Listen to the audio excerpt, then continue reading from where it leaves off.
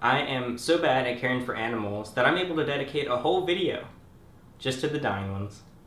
In reality, I take in a lot of different animals in a lot of different conditions.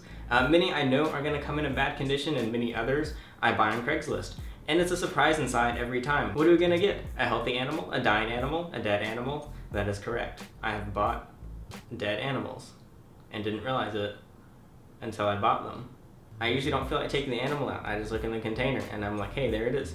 It's hard to tell when they're dead. That's beside the point. Let's go ahead and jump on into it. So we have a number of animals that I actually haven't counted and don't really feel like counting because I'll be scared, but don't worry, I'm going to give you a tour of everything shortly. But this video will be focusing on the 6 animals in the most concerning conditions that we're working on. Starting off with your boy Stan. You might remember him from a video like 8 months ago, I think. I recommend watching that video. I think it's a pretty cool one. He is a now about 11-year-old bearded dragon with a variety of issues. He was living in an interesting enclosure, stuff like calci sand, and didn't have a proper diet. In fact, the bag of sand that I ate in the calci sand video came with Stan. It was already opened. I hope it wasn't used. Either way, he also has metabolic bone disease, where his joints are essentially locked up in place, and a variety of other issues that have come out of that. So he's still doing really well. A lot of people think he died for some reason. Just because I don't show an animal doesn't mean they're automatically dead. I'm not other YouTubers. But no, he's fine. Well, he's mostly fine. So one of the things that happened, his femoral pores, which are these little holes in the legs of male bearded dragons and other male lizards, which is how you can sex a lot of animals. Like if they have these, then it's probably a male. These secrete oils that they kind of mark and scent stuff with. And unfortunately, his became impacted and just full of gunk and goop, and it was very solidified and it had clearly been there for years. Usually this does not happen if you're caring for your bearded correctly, if they're getting frequent bathing, the right substrate and stuff that doesn't get clogged up in there. It should be completely fine, but Stan was probably not bathed, he was on weird substrate, and they were never even checked on throughout his life. So they were so solidified that we had to pull them out, and his legs ended up being full of just kind of rotting femoral fluid. I don't know what the fluid's called, femoral oils. And at first we were able to just kind of squeeze this out and clear them, but unfortunately it was so bad that we had to end up going in and draining them. It kind of worked in our favor. It turns out his back legs have no feeling. I'm not sure if he can really feel anything, especially like while clearing them out, he showed no feeling at all. Basically what ended up happening was in his legs, cuts were made to completely just clear all of that goop out. And then he was sewed back up and the legs are healing well. But that was a pretty interesting healing process. The bandages had to be changed constantly. There were still some of the femoral fluids leaking throughout. But over time they peeled up well, and his legs are actually different sizes now. Because I don't know what's left in the leg exactly. I don't know how much muscle there is. It's pretty interesting and weird. Other than that, he has had a ridiculous appetite. You might have seen him in the beardy feeding video, where in the first video, he did not eat for 2 weeks. We tried tons of stuff and it took him 2 weeks just to eat. And then in the next video, he had the best appetite in the video. I keep saying the word video. And that has not changed at all. He eats a ton. He can down so many insects and lots of fruit and veggies. And he's looking a pretty good weight. He's still very wrinkly, still has a lot of saggy skin. There's probably a mix of his past care and his age showing there. It's kind of hilarious. His most recent issue is he just randomly had diarrhea recently. His diet's been very consistent. We did recently move home, so I don't know if it was related to stress or not. I'm the kind of person that doesn't immediately jump on a vet as soon as something is just barely wrong, which there's nothing wrong with doing that, but waiting 24 to 48 hours or just waiting a bit to see how something develops has saved me like thousands of dollars in vet bills, because oftentimes things just clear up themselves and it was just a little whatever, kind of like with people. You could immediately go to the doctor the moment your head hurts or stomach aches or stomach hurts, but it's not necessarily required right from the moment there's any symptom. So diarrhea in a bearded dragon is most certainly not good, and we're going to monitor him, and if it continues, get him the help that he needs. Now he is old, so obviously that's not an excuse to not get him care, but you do have to remember that there are going to be more things randomly showing up due to that age, and he's going to be more sensitive, so we have to be more careful with him and make sure he's doing well. But his attitude is great. He always looks angry. He has a lot of energy. He's one of the most energetic dragons, even though he's 11 years old with a really weird upbringing. But I recommend you watch the full video on him of when he came in, and you can compare him to now. I think he's doing a lot better overall, and I'm sure more issues will show up. But we'll see how this progresses. See if his diarrhea continues or if his next poop is normal. He still ate though. He still has a big appetite, which is a good sign. Still eating lots of insects. So when we got Stan, we really didn't know if he had like 1 month left of life or like 5 years left or 10 years left. So 8 months down, hopefully many more to go. But I feel like he's just gonna live forever at this point because he's doing super well. But that's Stan, the beardy. Next up on the list is a species I had never cared for before, and that is a Chinese water dragon. So this one has an interesting backstory because I don't know what it is. She just showed up. And yeah. So from the start, she was extremely tolerant of people. I'm putting tolerant in quotes because I'm not sure if she was tolerant or just too unmotivated to actually fight back and defend herself when you like reach into an enclosure or whatever. Because water dragons are not usually a handleable species. There are those individuals that you can do, and certain people have gotten theirs to be handleable, but generally I think of them as more display pets. They're one of the species you can get for like 15-20 bucks at like a pet store, but are a lot more difficult than you would anticipate. They're still doable for the average person that knows how to care for reptiles, I think. But there's a lot about them and I don't know much of it. Seriously though, I don't know anything about this dragon. I don't know where it came from, what the husbandry was like, how old it is, anything. All I know is it is a female and it has some problems. So starting off, she was doing okay. She was kind of casually eating, but was overall really lethargic, really dark, and starting to move now. And just wasn't looking like a healthy dragon, which is probably unfortunately pretty common with these. She does still have some shed left from her last shed on her head right there. But overall, she physically looks okay. Her tail is full, her weight's not awful, and now everything like her eyes are looking good. But after a couple weeks of having her, she kind of continued to decline and became super lethargic, was kind of just lying around, not soaking as much. We'd have to put her in the bath and in her water dish and everything. And then she was eating less continually from the day that we got her for a number of weeks after that. Her eyes also got increasingly kind of cloudy and full of just gunk and everything. So she went to the vet. The vet didn't really give any specific diagnosis. Other than that, she was lethargic and could use some different injections. So she's being injected with vitamin A and vitamin B. One is to kind of encourage a diet to get her eating, and then one is to just kind of perk her up and give her more energy overall. And we are starting to see a surprising difference. Now, a few days ago, I came downstairs. It was kind of late, checking on the animals one more time. I genuinely thought she was dead. She was like sideways in the enclosure, not like moving. I thought she had like rigor mortis or something because literally she was pushed and didn't move. Turns out she was just in a really weird like sleep state and she's fine. Turned out her eyes had filled with substrate. I think it was a mix of what was there before, along with the fact that she had been lying down in her enclosure a lot and got coconut fiber in there. So they were fleshed out really well with saline, and now they are looking bright and clear and normal, which is good to see. What I say a lot is I never want animals to be sick, but if they are sick with weird things, I hope that I get to be the one to deal with it because it means more experience for me. And my point in mentioning that is I get to inject lizards now with antibiotics. So I've now injected snakes, turtles, and lizards with different vitamins, antibiotics, and stuff. And it was super intimidating at first. The first one I ever did was a carpet python, and then a box turtle, and now this water dragon. So I've gotten to kind of experience what it's like to do it. I've had different vets teach me kind of different ways to do it. It's kind of funny, like the first vet didn't really teach me. She kind of showed me. She had the needle. She was like, okay, here's the snake. Grab it, put it under the scale, inject it, pull back, whatever. I was like, okay. And then I left, and then I got to inject my snake with like 12 antibiotics. And it went fine. It was scary, but now that I've gotten used to it, it's really easy, and I'm really comfortable doing it. We also had some stuff to put in her eyes, but it looks like she doesn't even need it because they're super clear now. She's temporarily on just damp paper towel instead of coconut fiber. I might put her on sphagnum moss or something, but right now it's working and she is improving. So I don't really know what the exact issue was with her, but she is in the right direction. You can see she's moving more. She's still super tolerant of people, even when she has more energy. And although she still wasn't eating for a while after the vet, she is now chowing on some mealworms and getting back up to a normal diet. So things are looking surprisingly good for her, and she's still very dark, but hopefully she'll continue to lighten up as she gets better and less stressed. So I'll go let her do just that. These two leopard geckos are the highest concern we have right now.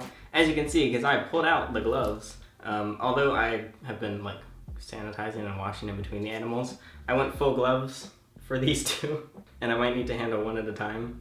Let me put him back because he's a little crazy. These are two leopard geckos that I got on Craigslist. Now, we purchased the animals with the intent of them being healthy and kind of easy to get up to weight and then sell and find new homes on Emerald Scales, but they ended up regurgitating food. This is not a normal thing, but also if a gecko regurgitates just once and never does it again, I consider it a fluke, but if they do it multiple times, then it's a sign that something is wrong. Whether they're being overfed, they have the wrong temperatures or humidity, so they can't digest that food correctly. If they're being fed the wrong insects, wrong size of meals, whatever. A variety of things can cause regurgitation. But these geckos just kept doing it, and I knew that everything husbandry-wise was exactly as it should be. We've gotten care for over like 30 geckos at this point, and they've always done wonderfully under that same care. But unfortunately, these two were just not the same. It actually started out with just one regurgitating, and the other one was perfectly fine. So what we did is stop feeding them for a bit so that their stomachs could kind of rebuild themselves and chill for a bit. I think we waited a week to feed them, and then after that week, we gave them one insect. And I believe they kept it down. And then a bit later, we gave them another insect a couple days later. And then we gave them a couple more insects a few days later. And then they were eating just fine for about a month or so. It might have been just a few weeks. I believe it was around a month where they were perfectly normal and finally starting to gain a couple grams because they were pretty underweight. They still have a ways to go. But unfortunately, all of a sudden, they both started regurgitating again at the same time. Same insects, same supplier, same size, same everything. They both started regurgitating again, and so we tried the same thing where we stopped feeding them, but unfortunately it did not work that time. It just continued. Now, they pooped a couple times. It's kind of infrequent, but thankfully one of them did pass just a little dropping, and I went ahead and took a regurgitation and fecal into the vet, and it is actually currently at the lab for being sent there, and hopefully I'll have an answer within a week of what the diagnosis actually is. Again, I thought these were just gonna be normal, healthy geckos that we bought from Craigslist for like 25 bucks each. I think it was 25 each, something like that. And the guy we bought them from, he seemed trustworthy. He was just a random dude. He had reptiles. He said he was rehoming them because the government accidentally made him pay taxes twice and he didn't have any money. I don't know if the government does that. I don't know if that was true. Hopefully it wasn't, because that's kind of weird, but okay. Either way, he wasn't getting rid of them like because they were sick. He just needed the money and didn't want to have to care for them. Maybe that is a fake story. I don't know. Maybe he just didn't want to deal with the regurgitating geckos, but we get to deal with it now. The biggest concern is that they could have crypto, which I did not know what that was until these geckos. I probably should know what it was, but a very short summary is crypto is contagious and fatal in reptiles. They are not showing really any symptoms other than regurgitating and not gaining weight. They're not getting worse, they're not losing weight. So I highly doubt it's that. There's no reason to really guess since we'll find out hopefully in a few days. There were 3 tests being done on them that I forgot the names of. Hey, there's the names of the tests. We'll find out. Just getting that test was 140 bucks and I'm a little annoyed. I'm only testing one of them because whatever they have, I'm sure it's the exact same thing. And I think they might have been housed together before, I'm not sure. But the wonderful thing is they have ridiculous appetites and a lot of energy. They are still underweight, like by a good little bit, and they're not growing, but they are not slowing down, they're not lethargic or anything. They're looking super good, which is a good sign, because sad animals are sad, and happy animals are not sad. So again, there's 2 of them. I'll grab the other one. Cool looking geckos regardless. They're very cute, very active. And this one is a bit more difficult to handle. So these 2 we're being extra careful with.